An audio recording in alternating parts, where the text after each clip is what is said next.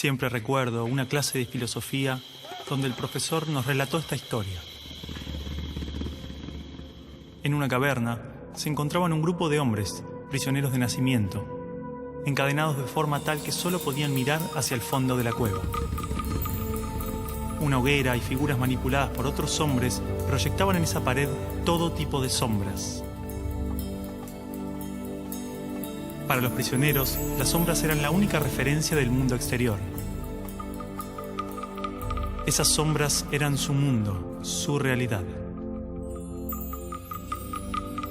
Uno de los prisioneros era liberado y se le permitía ver la realidad entera fuera de la caverna. ¿Qué tanto tiempo le tomaría acostumbrarse al exterior después de toda una vida de encierro?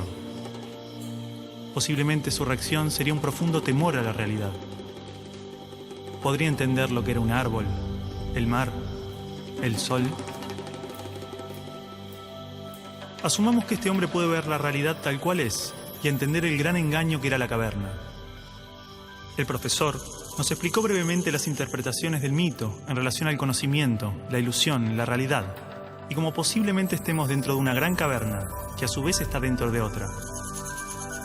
Pero no cabe duda de la necesidad de ese hombre libre de regresar y compartirle al mundo lo que había visto.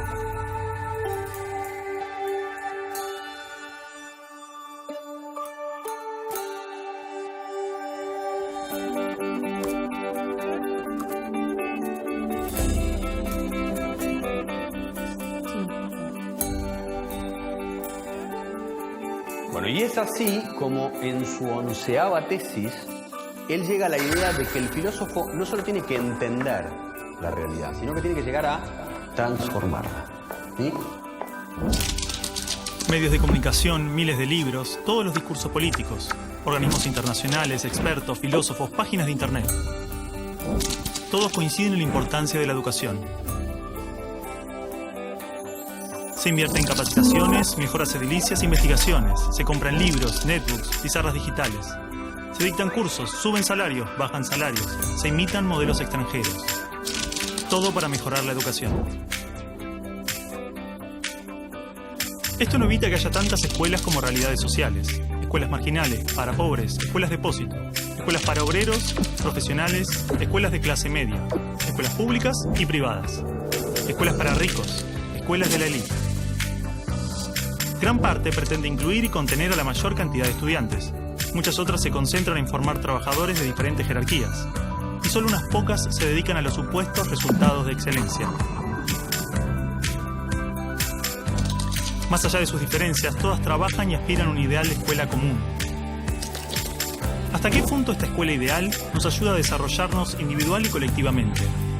¿Realmente este paradigma educativo busca que las personas tengan una buena calidad de vida y trabajen para la mejora de su comunidad? ¿Hay otro tipo de escuela que lo logre? ¿Hay alguna educación pensada con estos ideales? Esto nos llevó a abrir las puertas de un mundo oculto para muchos de nosotros. Esta película es parte de un proceso que posiblemente no tenga fin, una pregunta que seguramente no tenga respuesta, una búsqueda sobre cuál es la naturaleza del aprendizaje y la educación, qué errores cometimos y principalmente qué ideas nos sirven para seguir buscando, seguir aprendiendo.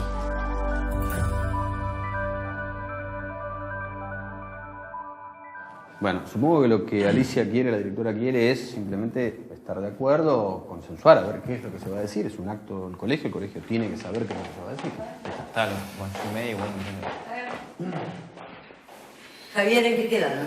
Bueno, yo les propongo a los chicos, como ejercicio, que escribieran un texto, ¿no?, contándonos cuál era el balance de estos años en la escuela.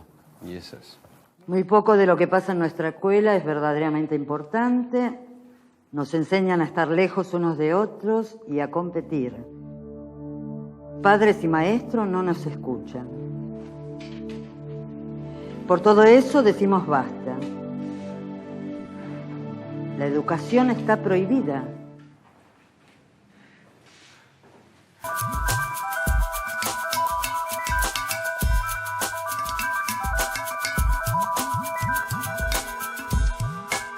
Y el estudiante no aprende después de 12 años a leer comprensivamente, no aprende las operaciones matemáticas, no aprende, en fin, aprende muy poquito.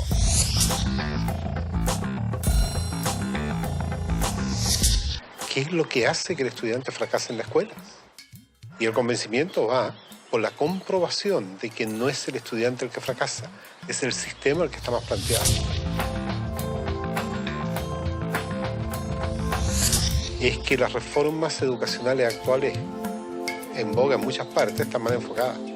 Son un arreglo cosmético de lo que nosotros pensamos que debemos mejorar en la escuela. El problema está en el modo como concebimos paradigmáticamente a la escuela. Es un problema de concepción básica.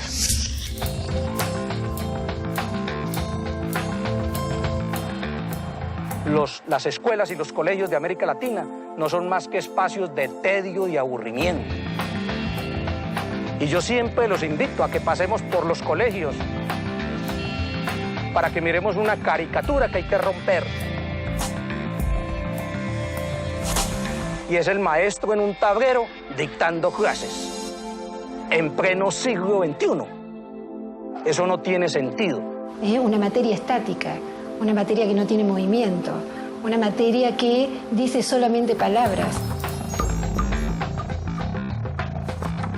Yo soy el adulto, yo soy el que les va a dar a ustedes esta información. Esto lo tiene que saber así como está, porque es así. Ustedes son los niños a callar y obedecer. ¡Silencio! ¡Cállese! ¡Que usted nunca sabe nada!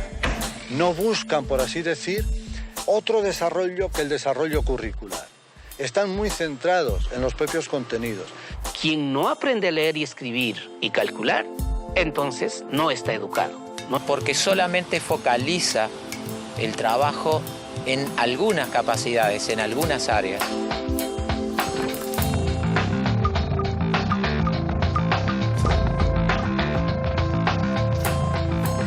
El conocimiento actual está parcializado, porque la mirada es parcial. Nosotros decimos que en las escuelas convencionales el aprendizaje es preventivo. Señor, ¿para qué sirve esto? Y la maestra le dice, algún día lo podés necesitar. Pero estos conocimientos hemos visto de que no duran ni prevalecen durante mucho tiempo. Hoy en día los paradigmas están cambiando muy rápido. El conocimiento está cambiando permanentemente. Entonces, lo que ha pasado es que los sistemas educativos no han cambiado tan rápidamente como el resto de la sociedad. Ahí es donde está el problema de fondo. En las escuelas normales y en las facultades de educación nos dijeron que un objetivo es aquello que es medible, cuantificable y observable. Entonces empezamos a buscar la regla que nos permita medir los objetivos. Y eso se llamaron calificaciones, ya sea una A, una carita feliz, una carita triste. Pero la lógica siempre va a ser la misma. ¿Comparar qué? Comparar el sujeto, sus aprendizajes, frente a una escala estandarizada que mide qué, si cada sujeto es único, singular e irrepetible. Busca que un número defina incluso la calidad de persona que eres.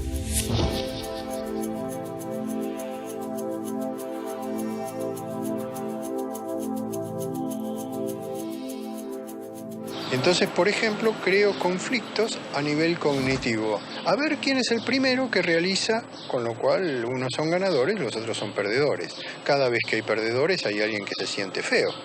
Era obvio. Se estimula mucho a los chicos a competir entre ellos. Los mejores alumnos tienen reconocimientos, tienen premios. Aquellos niños que no les van bien en los exámenes, se les llama la atención. 4. En muchos casos ni siquiera son tenidos en cuenta. Todo el mundo habla de paz, pero nadie educa para la paz. La gente educa para la competencia y la competencia es el principio de cualquier guerra. En teoría, todas las leyes de educación nos hablan de objetivos de desarrollo humano profundos, valores humanos, cooperación, comunidad, solidaridad, igualdad, libertad, paz, felicidad, y se llenan de palabras hermosas. La realidad es que la estructura básica del sistema promueve justamente los valores opuestos. La competencia, el individualismo, la discriminación, el condicionamiento, la violencia emocional, el materialismo. Cualquier idea que se promueve desde el discurso es incoherente con lo que la estructura sostiene. A ver, a pesar de que la escuela teoriza y discute sobre principios y valores, los discute como contenidos. Si yo vengo de un paradigma fragmentado, donde a mí lo que me interesa es enseñar historia, yo voy a ver cuánto de historia sabe este sujeto después de que yo le hablé de historia y le hice leer un libro de historia. Y para mí ese sujeto terminó. No tiene más nada que ver conmigo. Si ese sujeto sufre o no, viene de buena familia o no, tiene plata o no. Es decir, para el maestro tradicional, lo más fácil es seguir haciendo lo que ha hecho durante muchos años. ¿Usted quiere ser un mediocre toda su vida? O lo que ha aprendido por tradición.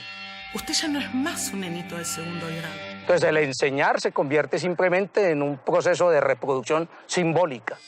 No quiero que huele una mosca. En la Argentina, la inmensa mayoría de los niños en este momento dicen, qué macana, hoy es lunes, tengo que ir otra vez a esa escuela. Pero ese no es el peor de los datos. La inmensa mayoría de los docentes en la Argentina dicen eso mismo. Yo creo que los maestros actuales son hijos de un sistema. No es que el maestro nazca o quiera ser profesor para ser bueno o malo. Es lo que el Estado le permite. ¡Basta! ¡Se quedan sin recreo! Ah, no. No me venga con que tiene problemas en su casa. ¿Cómo hago para educar la emoción de estos niños si en mi terciario de formación docente no me hablaron nunca una palabra de las emociones? Si siguen hablando, los voy a separar, ¿eh?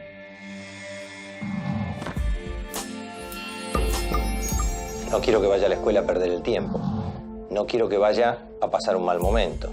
Es decir, en estos momentos un niño de 8 años pasa en la escuela más horas que un universitario en la universidad. No tiene sentido ninguno. No hay tantos conocimientos que aprender en la escuela.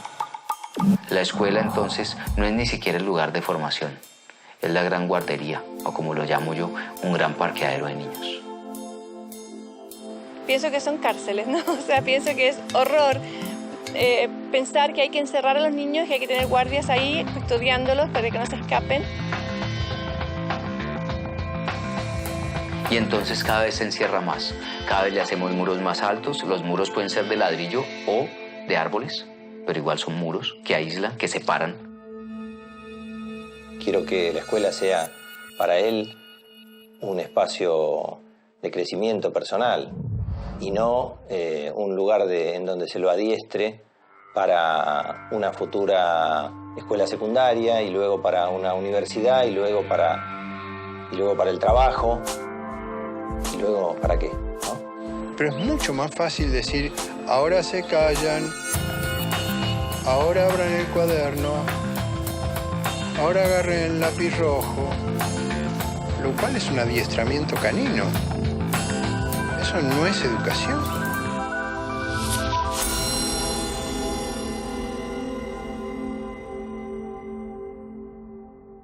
Sí, bueno, en realidad lo que los chicos me dicen es que este texto ellos pensaban leerlo en el acto. Es un boceto nada más. No es un boceto, no. Así como está lo vamos a leer. No, Martín.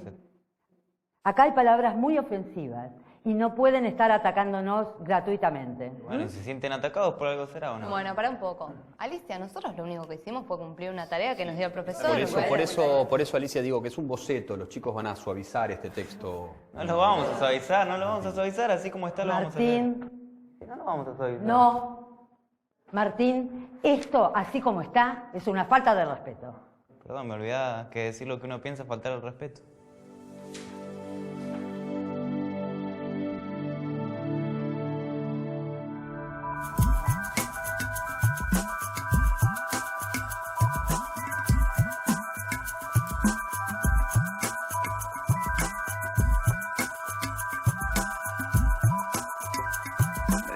Esto casi no se sabe, pero la educación pública, gratuita y obligatoria fue inventada en algún momento de la historia.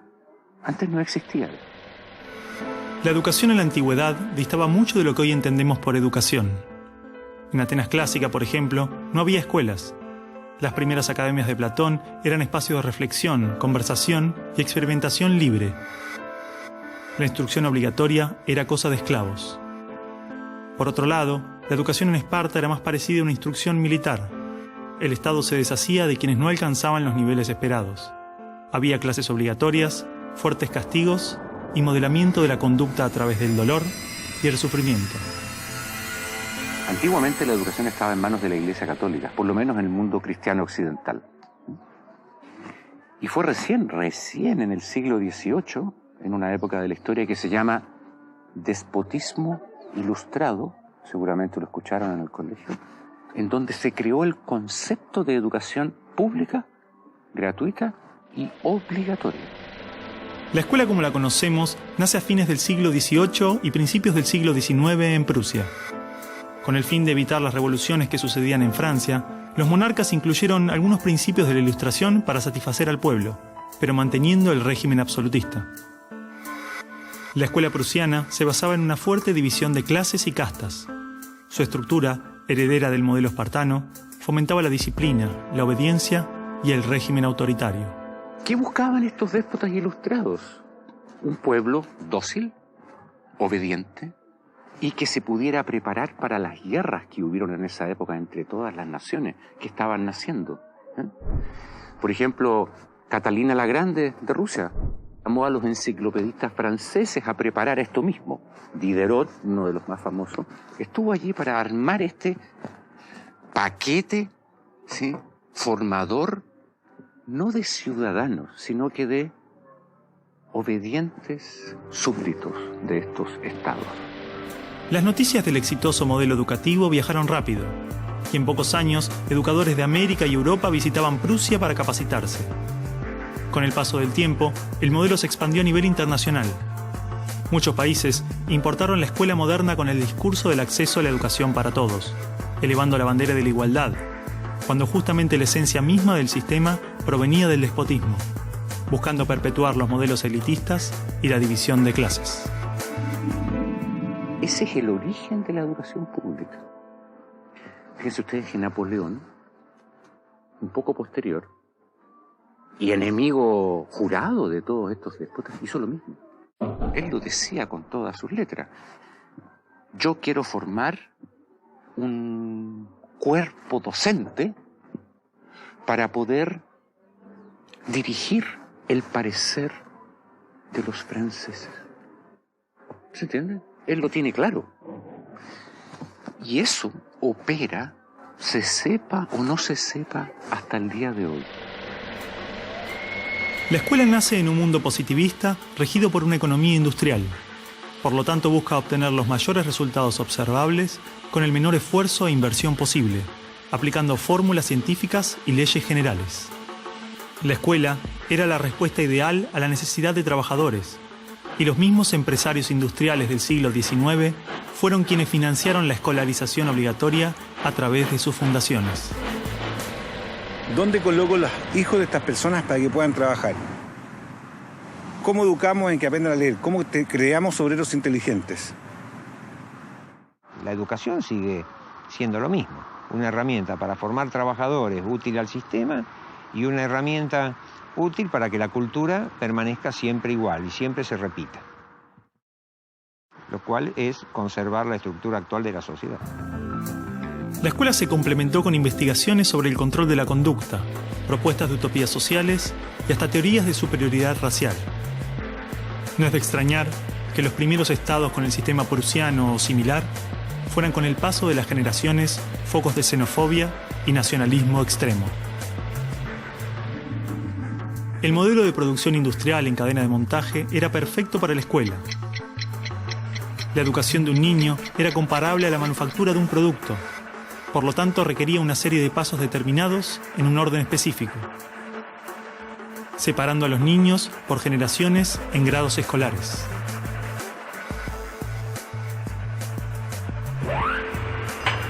Y en cada una de estas etapas trabajaría sobre determinados elementos, contenidos que asegurarían el éxito, pensados minuciosamente por un experto. Digamos que el maestro es la figura que es la encargada de enseñar una serie de contenidos que tocan, porque alguien ha determinado así, en una edad determinada. Pero la educación no la preparan los biólogos. Y curiosamente muchas veces tampoco son educadores los que la preparan. son administrativos. Son gente que no hace clases. En esta cadena, una persona estaría a cargo de una pequeña parte del proceso, insuficiente como para conocer el mecanismo en su totalidad, ni a las personas en profundidad. Un docente por año, por materia, cada 30 o 40 alumnos, llegando al punto de que el proceso termine siendo meramente mecánico. Y la educación, como la estamos viendo hoy, es administrativa. Hay alumnos que llegan, profesores que hacen clase, alumnos que se van, profesores que se van y al día siguiente se repite el ciclo. Un profesor estatal es un funcionario en que la autoridad le dice: usted tiene que enseñar esto y de esta forma. Porque hay que repetírselo a demasiados niños con un profesor de demasiadas horas de clase y con pocas horas de atención de alumnos en forma privada. Entonces va a dirigir siempre a un grupo colectivo. Porque evidentemente si tengo 30 niños, no puedo pretender que todos los 30 niños quieran hacer lo mismo al mismo tiempo. Este sistema de cadena de montaje, que nace con el taylorismo, fue aplicado tanto en la industria, la escuela y el ejército de diferentes países y culturas de Occidente. Hasta hace pocas décadas la escuela tenía estas cosas de cuartel y de asilo. Incluso el recreo termina con un timbre anónimo, no humano, que indica a los niños que deben adiestrarse poco a poco para pararse en una determinada baldosa detrás de determinada cabeza para formar una fila, generalmente de menor a mayor. Durante los últimos siglos, hemos construido nuestras escuelas a imagen y semejanza de las prisiones y las fábricas, priorizando el cumplimiento de las reglas, el control social. La escuela se pensó como una fábrica de ciudadanos obedientes, consumistas y eficaces, donde poco a poco las personas se convierten en números, calificaciones y estadísticas. Las exigencias y presiones del sistema terminan deshumanizándonos a todos, porque van más allá de los maestros, directivos o inspectores escolares. Están considerados grupos homogéneos, con contenidos homogéneos que tienen que obtener resultados parejos. Que todos tenemos que saber lo mismo. A pesar de que los adultos no sabemos todo lo mismo, a pesar de que no nos dedicamos todo a lo mismo, en las escuelas todos tienen que querer hacer lo mismo y hacerlo igualmente bien. Entonces la escuela tiene poca capacidad de responder a las necesidades individuales, porque la escuela instruye. Es un centro de instrucción y es lo que hace. El que no aprende, se queda. Esa es la realidad. Esto de alguna manera ya implica que el sistema educativo es un sistema de exclusión social. Selecciona el tipo de personas que estarán llegando a la universidad para llegar a formar parte de una serie de élite que domina pues, las empresas que dominan los sistemas de producción, económico, de comunicación, etc. Y otro tipo de personas para las cuales la escuela no es suficientemente adecuada, que están destinadas a otro tipo de trabajo más precario, porque no dispondrán de los títulos para hacer esto. El sistema y los estados no les preocupa eso. No, honestamente, no les preocupa el ser humano como persona, como individuo. Y en esos términos, toda educación que busque otra cosa tiene que ser prohibida. La realidad es que la esencia de la escuela prusiana está inmersa en la estructura misma de nuestra escuela. Los test estandarizados, la división de edades, las clases obligatorias, las currículas desvinculadas de la realidad, el sistema de calificaciones, las presiones sobre los maestros y niños, el sistema de premios y castigos, los horarios estrictos, el encierro y la separación de la comunidad, la estructura verticalista. Todo esto sigue siendo parte de las escuelas del siglo XXI. La escuela está cerrada al mundo exterior. Te explicaba el título de mi libro, del mapa escolar al territorio educativo, para indicar esa fábula del cartógrafo que cuenta Borges, que empieza a ser un mapa de un territorio determinado y se entusiasma de hacerlo lo más perfecto posible. El mapa termina reemplazando al territorio. Entonces hoy día la escuela se enclaustró, se metió dentro del mapa. ¿Qué es lo que enseña? Verdades que están en el mapa, no en el territorio. Escuela no es sinónimo de educación. La escuela podrá ser un viejo mapa a la sabiduría, pero la educación es el territorio donde todo el aprendizaje sucede.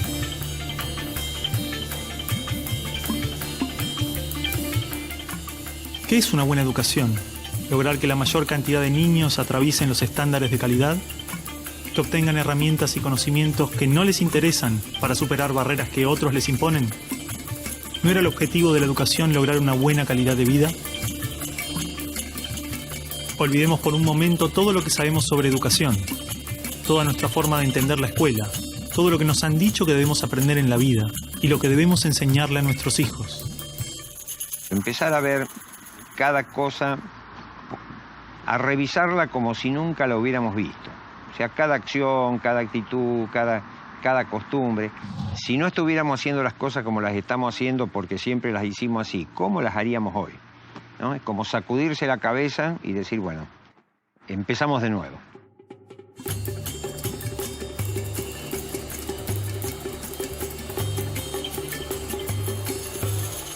Empecemos de nuevo. A ver, chicos, tienen que entender que el discurso que escribieron es algo que le puede molestar a mucha gente. Bueno, está bien, pero si es lo que sentimos y lo escribimos así, ¿por qué no lo podemos leer así? Son nuestras palabras, lo que pensamos. ¿Cuál es el problema ahora? Cargo de lo que escribimos ahí también. Si de última no lo dicen en tu clase. Pará un poco, Martín, porque te conozco. Te molesta todo en esta escuela. Te molesto yo, te molestan los profesores, te conozco bien. No, vos a mí no me conocés. Sí te conozco. No, no me conocés.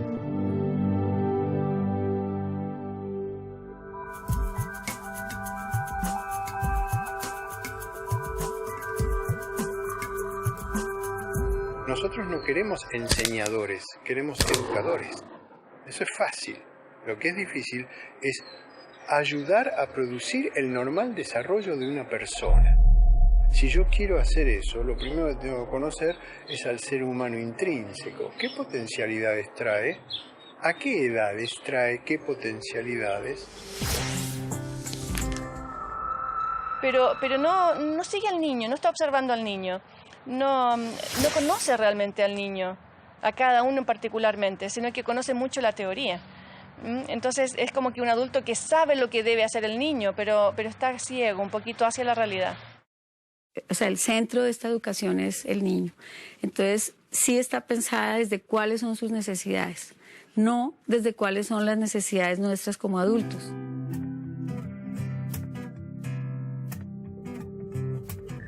Los chicos desde que nacen con esa capacidad de crear. Son creativos y observadores y curiosos. Y en la escuela pueden pasar dos cosas: que se acompañe ese proceso y se propicien actividades para desarrollar esa capacidad, o se la frustre. De hecho, podríamos caracterizar que el ser humano propende a aprender. Incluso podemos decir más todavía, no es ningún mérito del ser humano aprender. Más todavía, es que no puede no aprender. Tú lo ves, él todo el tiempo te está preguntando, ¿y esto por qué? ¿Y esto por qué? ¿Y esto por qué? No es que uno tenga que inculcarle a él las ganas de preguntar, él lo tiene en su esencia. ¿Ya? Basta que tenga órganos sensoriales y percibe, ¿no es verdad? Basta que tenga su cerebro y piensa y razona, e imagina, crea, fantasea. Pero en la escuela se consigue justamente acallarlo.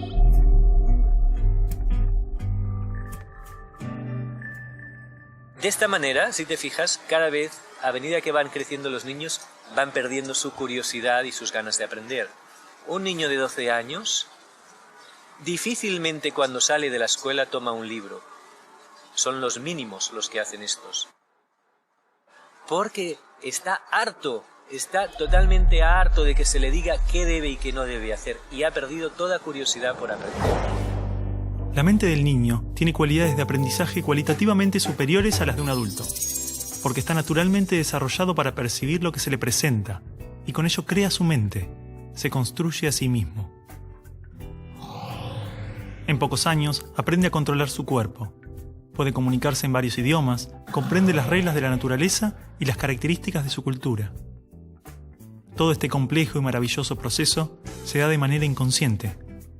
Lo aprende sin demasiado esfuerzo, por cuenta propia. De las cosas que aprendimos en la escuela, incluso cuando en la escuela aprendíamos muchas cosas, hay muy pocas que en la vida cotidiana necesitemos. Es posible que la escuela sea conveniente. Yo no creo que sea necesaria la escuela. Creo que puede ser demasiado, a lo mejor muy conveniente en la sociedad, pero podemos prescindir de ella. Porque podemos vivir sin sin saber logaritmos, pero no podemos vivir sin saber relacionarnos con otras personas o sin saber caminar o sin saber usar herramientas. Todas esas cosas las aprenden los niños mediante el juego. Los niños desde que nacen tienen la habilidad de construirse a sí mismos, aprendiendo de lo que se encuentra a su alrededor, a través de jugar y explorar el mundo. Los niños absorben cultura, los niños vienen a tomar la cultura de los padres, y eso se ve incluso en el lenguaje. Está en el contexto cultural humano los números y las letras y las palabras, entonces ellos lo aprenden, pues como, igual que aprenden a andar porque hay unos adultos que andan. Es decir, cuando un ser humano nace, su biología no lo obliga a ser humano. Necesita nacer en un entorno humano. Todo lo que nos rodea influye tremendamente en nuestro aprendizaje.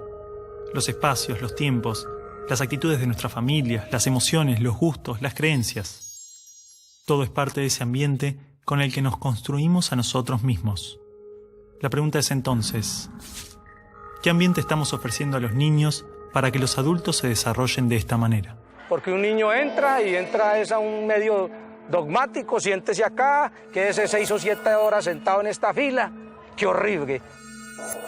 Si estamos en una familia donde esa red de afectos es supremamente débil, los niveles de agresión son muy altos, de violencia, el chico va a ser un chico probablemente muy violento. No va a ser seguramente violento, no estoy diciendo eso, pero sí estamos hablando que en contextos violentos la violencia se reproduce más fácilmente. El niño va a dar lo que recibe, ¿no? Entonces, por eso tenemos que lograr relaciones mucho más amorosas, mucho más profundas en el aula. Estudios indican que actualmente a la edad de 5 años, el 98% de los niños podría ser considerado genio. Son curiosos, creativos y tienen la habilidad de pensar de formas diversas, resolver problemas, es decir, tienen la mente abierta.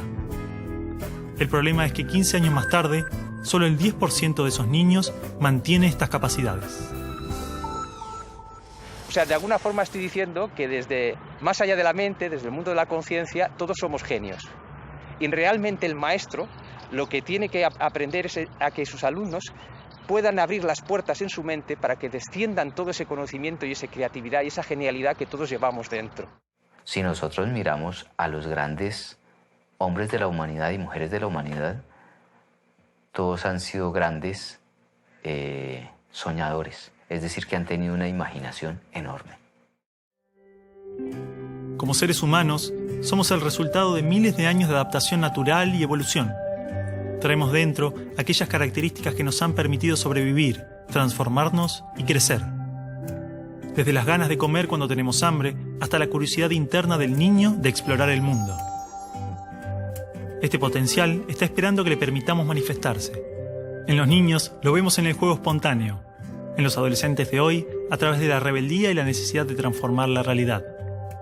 ¿Por qué insistimos en matar su espontaneidad y castigar su rebeldía, cuando son estas las características que manifiestan sus necesidades humanas internas buscando desarrollarse? El niño tiene un maestro interior, sobre todo en las primeras edades, que le impulsa al aprendizaje, que le impulsa al descubrimiento, que le impulsa al movimiento, que le impulsa a participar, a trabajar, a repetir comportamientos, que le impulsa a decidir cuándo quiere dejar de repetir algo porque lo tiene superado.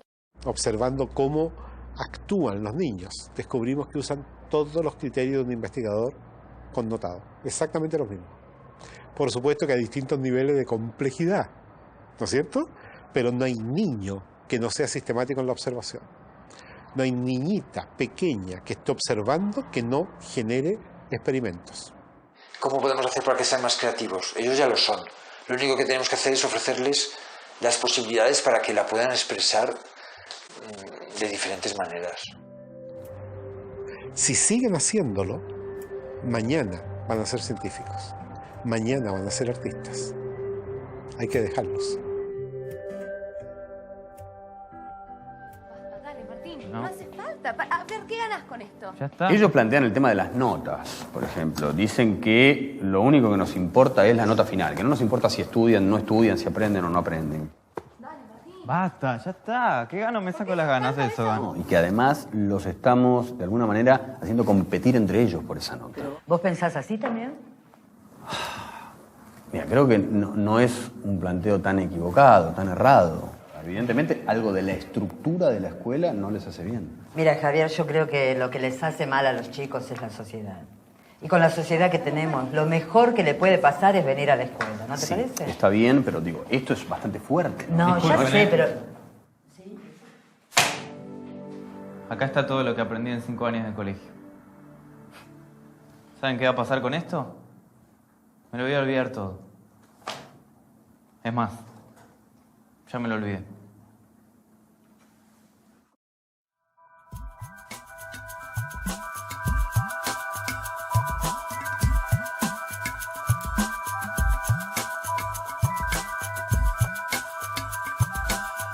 Entonces la educación nace así, en colocar más información porque creemos que esa información es necesaria. La pregunta que yo hago es, ¿cuánto nos acordamos nosotros de lo que nos enseñaron en ciencia básica, por ejemplo? ¿Cuánto nos acordamos de los contenidos enseñados en ciencia media? Es que la manera en que usted lo introduce no motiva a nadie. Y el estudiante cree que lo único que tiene que hacer es repetir hasta que eso se le meta en la cabeza. Repitan. A ver. Actinio, AC, 3,